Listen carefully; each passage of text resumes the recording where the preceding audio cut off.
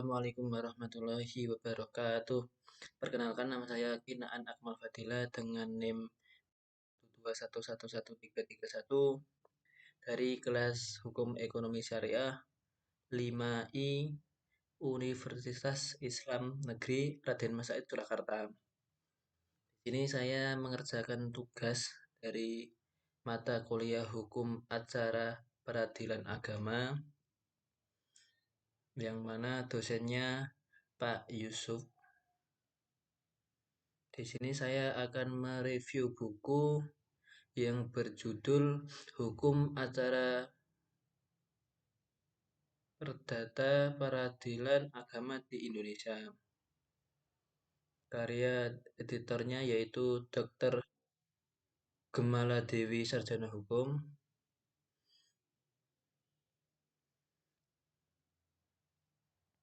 Penulisnya yaitu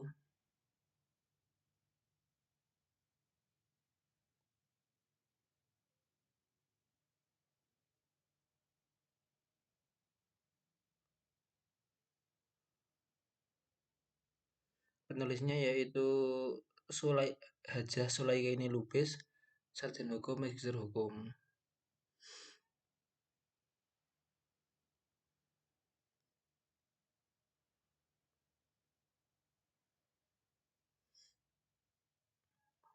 Pada bab 1 yaitu orientasi umum konsep dasar sumber-sumber hukum acara peradilan agama. Peradilan agama telah hadir dalam kehidupan hukum di Indonesia sejak masuknya agama Islam guna memenuhi kebutuhan wujudkan masyarakat Muslim akan penegakan keadilan. Pemerintah mewujudkan dan menegaskan kedudukan pengadilan agama sebagai salah satu badan kekuasaan kehakiman di Indonesia.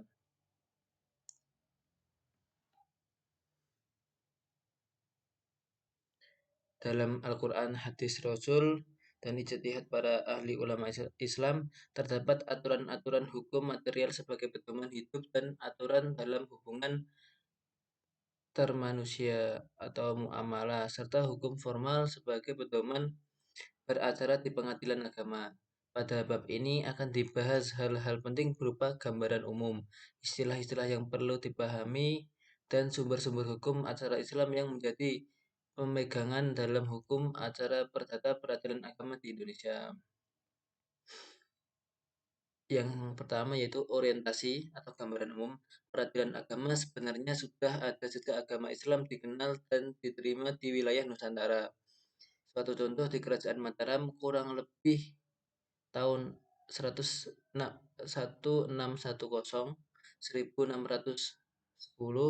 sampai 1645 dikenal Peradilan Serambi karena tempat mengadili diadakan di Serambi Masjid dan hakim-hakimnya diangkat oleh Sultan.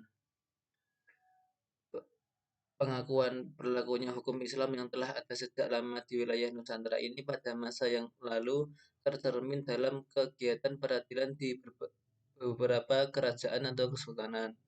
Ketika pemerintah Belanda menjajah Kepulauan Nusantara atau Indonesia, pengaturan dan pengakuan mengenai kedudukan dan kewenangan peradilan agama terdapat dalam berbagai peraturan, sehingga terdapat keragaman nama dan peraturan perundang-undangan mengenai badan peradilan agama di Indonesia.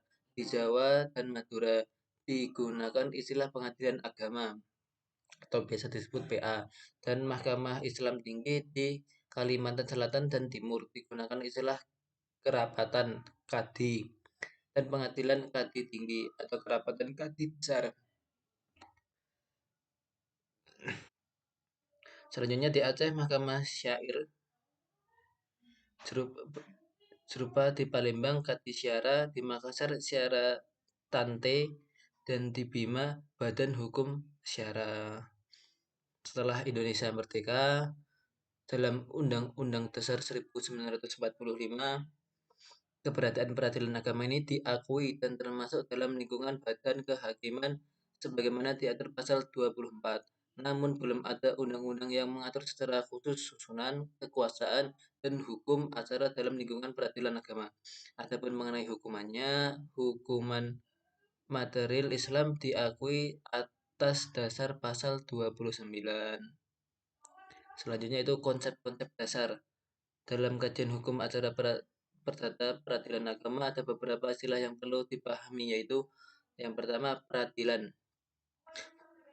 berasal dari Arab, yaitu adil, yang sudah diserap menjadi bahasa Indonesia, yang artinya proses mengadili atau suatu upaya untuk mencari keadilan atau penyelesaian sengketa hukum di hadapan badan peradilan menurut peraturan yang berlaku. Peradilan merupakan suatu pengertian yang umum. Dalam bahasa Arab disebut al-qadha, artinya proses mengadili dan proses mencari keadilan.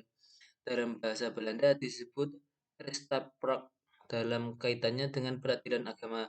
Pengertian peradilan ini kini tertuang dalam pasal 1 Undang-Undang Nomor 7 Tahun 1989. Junto, Pasal 1 Angka 1 Undang-Undang Nomor 3 Tahun 2006. Pada pasal tersebut terdapat perubahan bunyi pasal 2 Undang-Undang Nomor 7 Tahun 1989 yang menyebutkan bahwa peradilan agama adalah salah satu pelaku kekuasaan kehakiman bagi rakyat pencari keadilan yang beragama Islam mengenai perkara tertentu sebagaimana dimaksud dalam undang-undang ini. Dalam penjelasan bunyi pasal ini disebutkan bahwa yang dimaksud dengan syarat mencari keadilan adalah setiap orang, baik warga negara Indonesia maupun orang asing yang mencari keadilan pada peradilan di Indonesia. Selanjutnya yaitu pengadilan. Merupakan pengertian yang khusus adalah suatu lembaga atau instansi tempat mengadili atau menyelesaikan sengketa hukum di dalam rangka kekuasaan kehakiman yang mempunyai kewenangan absolut atau relatif sesuai dengan peraturan perundang-undangan yang menentukannya atau yang membentukannya. Dalam bahasa Arab disebut al-mahkamah. Dalam bahasa Belanda disebut rat. Dalam pasal 1 Angka 2 3A Undang-Undang Nomor 3 Tahun 2006 disebut bahwa di lingkungan peradilan agama dapat diadakan pengkhususan pengadilan yang diatur dengan undang-undang. Selanjutnya yaitu pengadilan agama adalah suatu badan peradilan agama pada tingkat pertama. Pengadilan Tinggi Agama (PTA) adalah badan peradilan agama tingkat banding. Selanjutnya itu hakim. Hakim adalah orang yang diangkat oleh penguasa untuk menyelesaikan dakwaan-dakwaan dan persengketaan. Karena penguasaan tidak mampu melaksanakan sendiri semua tugas, sebagaimana Rasulullah SAW pada masanya telah mengangkat kadi-kadi untuk menyelesaikan sengketa di antara manusia di tempat-tempat yang jauh. Selanjutnya itu yang dimaksud dengan hukum acara di sini adalah hukum acara yang berlaku di lingkungan peradilan agama. Pada pasal 54 Undang-Undang Nomor 7 Tahun 1989 diterangkan bahwa hukum acara yang berlaku di pengadilan dalam lingkungan peradilan agama adalah hukum acara perdata yang berlaku pada pengadilan dalam lingkungan peradilan umum. Sumber-sumber hukum berdasarkan pengasahan yang terdapat dalam Al-Quran, Surah An-Nisa nomor surat 4 ayat 59, dan hadis Mu'adz bin Jabal. Para ahli telah sepakat bahwa sumber-sumber hukum dalam berbagai bidang kajian atau studi hukum Islam yaitu yang pertama Al-Quran, yang kedua Sunnah atau hadis, yang ketiga Ar-Ra'yu atau ijtihad atau ulil amri. Selanjutnya yaitu bab 2 yaitu kedudukan dan pelaksanaan hukum Islam dalam negeri Republik Indonesia. Hukum Islam, hukum adat, dan hukum barat. Di negara Republik Indonesia ini berlaku beberapa sistem hukum, yaitu sistem-sistem hukum adat, hukum Islam, dan hukum barat, baik yang berasal dari Eropa, daratan, atau kontinental yang disebut civil law, maupun yang berasal dari Eropa kepulauan yang terkenal dengan nama common law atau hukum Anglo-Saxon. Kedua sistem hukum Eropa ini dahulu dibawa oleh Belanda dan Inggris ke negara-negara jajahannya. Sistem hukum Eropa daratan civil law dibawa oleh penjajah Belanda ke Indonesia pada pertengahan abad 1845. Semula dimaksudkan sebagai pengganti hukum adat dan hukum Islam, diberlakukan terhadap semua golongan penduduk. Namun karena khawatir penduduk yang beragama Islam adalah mengadakan perlawanan terus-menerus, maka diberilah ruang sempit untuk hukum kebiasaan, yaitu hukum adat dan hukum agama. Maksudnya hukum Islam bagi penduduk pribumi atau golongan bumi putra. Selanjutnya itu hukum Islam, selanjutnya itu kedudukan hukum Islam dalam negara Republik Indonesia. Kedudukan hukum Islam dalam negara Republik Indonesia tidak hanya secara umum ada dalam pasal 20 atau 24 Undang-Undang Dasar 1945 atau di samping hukum-hukum lainnya, tetapi secara khusus tercantum dalam pasal 29 ayat 1. Dalam pasal 29 ayat 1 Undang-Undang 1945 itu jelas disebutkan bahwa negara berdasarkan atas ketuhanan yang Maha Esa, atas ketuhanan yang Maha Esa. Menurut Profesor, mungkin itu saja yang bisa saya review dari buku tadi.